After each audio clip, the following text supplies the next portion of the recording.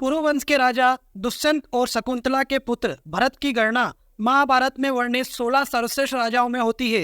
राजा भरत को सर्वदमन भी कहा जाता है क्योंकि उन्होंने बचपन में ही बड़े बड़े राक्षसों, दानवों और सिंहों का दमन किया था। सम्राट भरत का शासन संपूर्ण भारतीय उपमहाद्वीप पर था। यह कहानी राजा दुष्यंत और शकुंतला के प्रेम की कहानी शुरू होती है। शिकार पर गए राजा ने शकुंतला को देखा और उनसे प्रेम कर बैठे। राजा दुष्यंत ने शकुंतला को विवाह के लिए पूछा।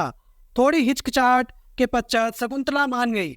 विवाह के पश्चात राजा कुछ समय तक शकुंतला के आश्रम में रहे, फिर उन्हें अपने राज्य के लिए रवाना होना पड़ा। जाते समय राजा ने शकुंतला को विवाह के चिन्ह के हिसाब से एक अंगूठी दी और कहा कि जब भी उसे राजा की याद आए वह रानी बनकर उनके राज्य में आ सकती है। कई दिन बीत गए। एक दिन जब शकुंतला राजा दुष्यंत के ख्यालों में खोई हुई थी, तब ऋषि दुर्वासा उसके आश्रम में भिक्षा के लिए आए। ख्यालों में खोई हुई शकुंतला ने उन्हें नजरअंदाज कर दिया। क्रोध में आकर ऋषि ने श्राप दिया कि जिसके ख्यालों में शकुंतला खोई है वह उसे भूल जाएगा। शकुंतला के बहुत माफी मांगने के बाद ऋषि ने कहा कि राजा की दी हुई कोई निशानी रहने से वह शकुंतला को पहचान पाएंगे।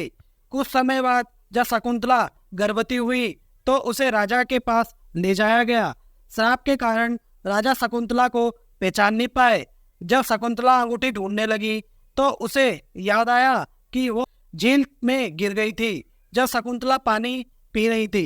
निराश होकर सब आश्रम लौटे और शकुंतला ने एक बालक को जन्म दिया। कई साल बीत गए। एक दिन राज्यसभा में एक मछुआरा आया और उसने राजा को एक अंगूठी दी जो उसे एक मछली के पेट से मिली थी। वह झील में मछली पकड़ने गया था।